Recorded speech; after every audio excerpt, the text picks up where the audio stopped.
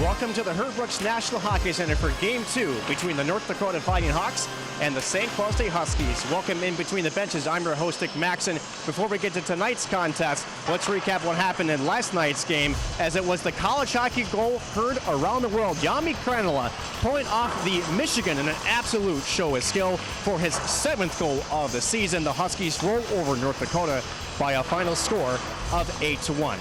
Not to be outdone, Easton Brodzinski coming into last night's contest with 8 multi-point games. He has his first ever career hat trick for give him 111 career points, just one shy of his brother Johnny. And now let's hear from Jami Krannila on last night's action. 2-2 in game number 2 after the first 20 minutes of play. Welcome inside the studio. I'm Nick Maxson. Plenty of action to get us going here in the first period of play. Let's take a look at the T-Mobile calls of the period presented by T-Mobile, the leader in 5G coverage. Nick, are you happy? Very much so, well, gentlemen. Put a smile on your face, Nick. Thank you, boy. Very good job. We won't see you guys back until 2022. Be safe. Happy holidays. You too. You'll miss us, won't you? I will miss you. And Pat, make sure you don't miss your Uber. I think it's a sleigh that we have called out to you out back. I thought you were going to give me a ride tonight, Nick.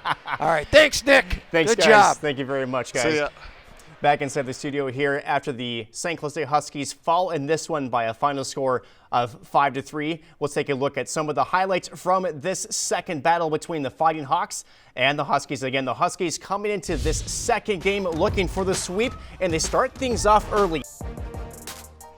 2-2 is our score here after the first 20 minutes of play. The city of Minnetonka and a bond that is unbreakable. Brooke Pirowitz sits down with Joe Molinar and Josh Lidke. Thank you, guys, and welcome in here to the Maxson Energy Center in downtown St. Paul, where the NCHC Conference is unofficially kicking off the start of the season with its 2021 Media Day. And guys, the men's hockey team will kick off the 2021 season inside the Herb Brooks National Hockey Center Saturday, October 2nd against the University of St. Thomas before returning back here to St. Paul inside the X to face them for game number 2 Sunday on October 3rd. Reporting from the Maxson Energy Center in downtown St. Paul, I'm Nick Maxson for UTVS Sports. And the Beavers won again after 20 minutes of play as we welcome you back inside the studio. What the new year also means some new film to break down as we bring in head coach Brett Larson for this week's Hockey and Chill.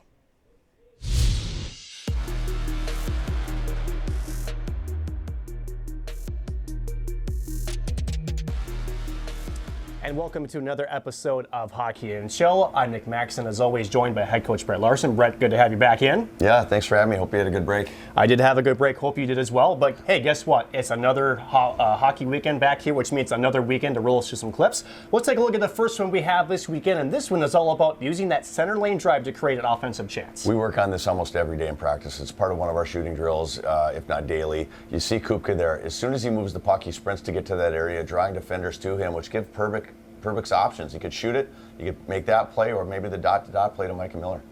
This next clip we're going to discuss is more of a skill play, and Micah Miller, one of the best at this, and that is puck protection, especially driving against an opposing defender. You know, Nick Oliver works with our forwards a lot on this. You see his left knee there. His knee is to get, or the goal is to get that knee between the puck and the defender. Micah does that, can shield the puck and take it right to the dirty area. Fitzy there following up, looking for the junk. And that's a great use of areas, but let's move on to clip number 3, and this is how do you stop mobile defensemen against you, and that is using all 5 of your forwards to create a box out, again, against the opposing and forward. This is an interesting rush, right? That's Clevin and Sanderson. That's 2 deep. Oh, no, sorry, that's Caulfield over there. But this is Clevin leading the rush. Right here, you see as Caulfield goes to the net, that positioning of our D between him and the goal is critical to box him out. As we look now, on our final clip, we have to discuss the Michigan goal here by Jami Krannila. And yeah, it's good to talk about the goal, but how about the setup too? There's a lot of things that go right here. Spencer Meyer protects the puck early, which helps. Obviously, we talk about using that gateway. We try to change sides behind the net as much as we can. It creates confusion, but you see where Akabi holds here? He holds those defenders, those sticks in that position, which opens up that lane for Jami to get the puck to the net. So, yeah, pretty goal for sure. Pretty goal, and one that will be, probably living in infamy in St. Cloud State history. Again, head coach Brett Larson, thanks again for joining us, and we'll see you back here next time for another episode of Hockey and Chill. Huskies and Beavers tied at 1 here as the St. Cloud State will look to try to grab the lead and the series sweep. Jim and Pat have the call for this second period next here on Fox 9 Plus. Inside the press box, I'm Nick Maxson alongside Pat Micheletti. Pat, what a treat it was last night for between these two clubs. Unfortunately, it was the Bulldogs that came on the upper hand in last night's contest. Let's take a look at tonight's keys to the game, sponsored by St. Cloud Subaru. And for the Minnesota Duluth Bulldogs, it is that top line that's providing most of their offense, Pat. And for St. Cloud on their side to get back into the wing column, it's Isa Brodzinski and two flying Finns, Pat.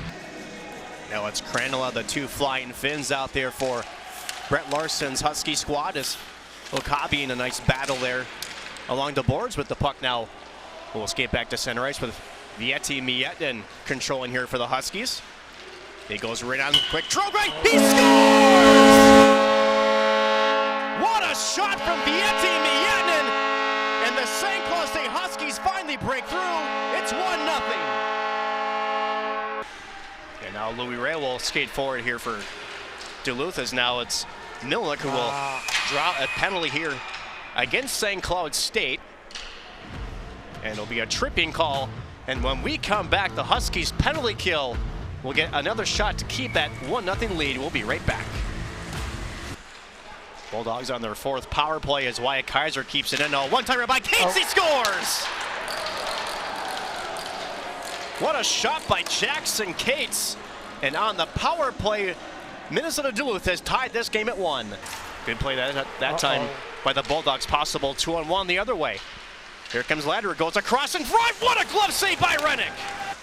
Had a good first period as well, and certainly has helped keep this game tied at 1. As now a possible 3-on-2, 4-on-2 if they hurry for St. Cloud. Here's Trabel joining the rush over to Mietta. What a play! What a goal! Tic-tac-toe!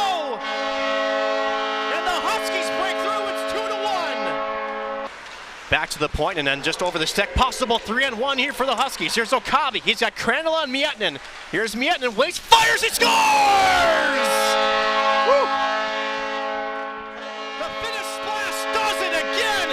Second goal of the hockey game, and the Huskies lead it by a score of 3-1. Second of the evening, and the 7th of the season for the freshman from Espoo, Finland. It is a power play goal.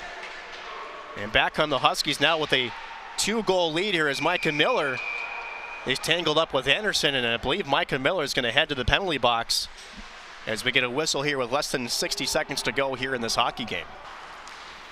Duluth wins the draw. Here's Kaiser. Sweeney wanted it, now turns, fires, looking for a tip in front by Noah Cates, but that one doesn't connect. Now back to Kaiser, a shot. What a block by Jami Krannila. And the puck deflects into the netting. Good job there by Hammer to go ahead on the faceoff, as Duluth will have to go back in their own zone with less than 3 seconds to go on this one. As you hear the horn sound, St. Cloud State takes game 2 by a final score of 3-1 and will earn the split here inside Herbrook's National Hockey Center. Let's take a look at tonight's 3 stars of the game. Here, number 3, David Rennick again with 28 saves. He was absolutely terrific.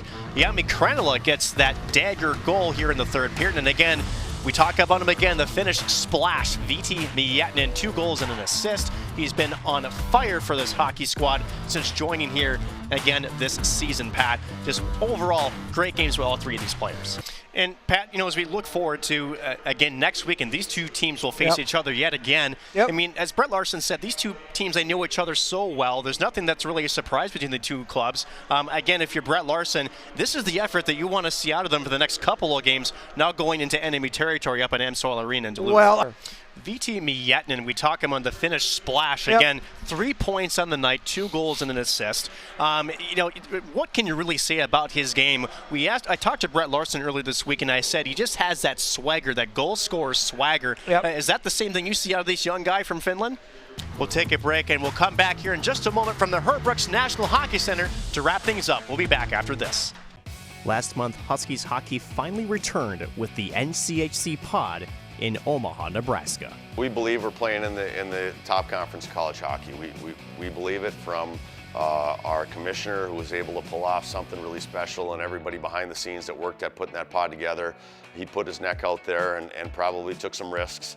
and was able to get it done. And I think from the people that watched it, I can only imagine how they felt watching it, because I thought it looked like mid-season, intense, hard hockey every single game. And I think it showed that our league really is the top league in college hockey. Despite not playing a game since March, the Huskies hockey team picked up right where they left off. Yeah, right away. I mean, from the first drop of the puck, I noticed how good the play was. And if you took a night off, you were going to get exposed, even just a shift. So bringing it every night, every shift, every time you touch the ice was important. And it's not so much a challenge as it is a treat. That's what you want as a hockey player, that competition. So, playing a schedule identical to the National Hockey League, it meant that the Huskies needed a different approach to have success in the pod. I mean, yeah, you always got to take into consideration that you have however many 9 games in 21 days or whatever it was. So, I mean, there's definitely a toll on your body that you have to take into consideration. But I mean, we made the most of it. We got our bodies loose. We did every right thing that we needed to do to get our bodies in the right state of mind for our games. St. Cloud State emerged as a top 10 team in the country after their 9 games in Nebraska, but the season is still far from over. 6-3 would have been a goal for us coming out of that pod. We would have been very happy with it, but it really was only a stepping stone. We need to keep getting better from here. We talked to our team about having a little bit of confidence and swagger coming out of the pod, but also humility, knowing that we have to keep getting better. For the players on this team, their experience inside the pod will be one to add to their own personal memory books and to share with future Huskies alike. I don't think we'll ever experience anything like it. Hopefully we won't. But it was cool to have that experience and be able to talk to whoever we can in the future, kind of explain it. And no, it was a great experience, and we're fortunate to be able to play in this tough time.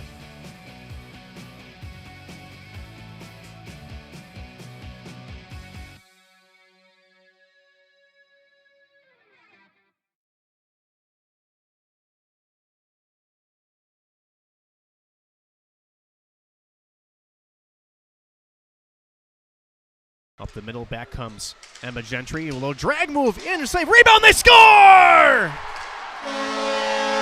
Emma Gentry, first opportunity, she follows it up, gets her own rebound. That is her 4th goal of the season, and this game is tied. Now a possible 2-on-1 here for St. Cloud. Olivia Savar in on the goal, over to Cornelius, and she misses wide. And now a possible break the other way. Here's Anina Newland. Half breakaway. Newland shooting off the crossbar. And the puck stays in play. Mankato will move the puck forward. Here's Langseth. Langseth splitting the D. Backhand pass. A cross shot. What a save by Ahola.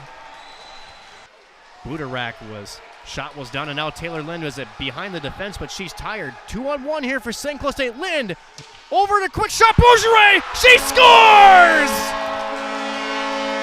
Mackenzie Bourgeois, the overtime winner, and St. Cloud State wins it 3-2. Thank you very much, guys, and welcome to Pittsburgh and PPG Paints Arena, this year's site of the 2021 Men's Ice Hockey Frozen Four. Our St. Cloud State Huskies are moments away from dropping the puck against Minnesota State Mankato. Now, the last time these two teams met was in 2019 at the Mariucci Classic. The Huskies did end up taking that contest by a score of 7-2. But other than that, these two teams have not really faced each other that very much since the WCHA did split up. Of course, we will continue to have live coverage here from the arena throughout the weekend as the Huskies continue to try to make that climb towards a national championship. Back to you guys.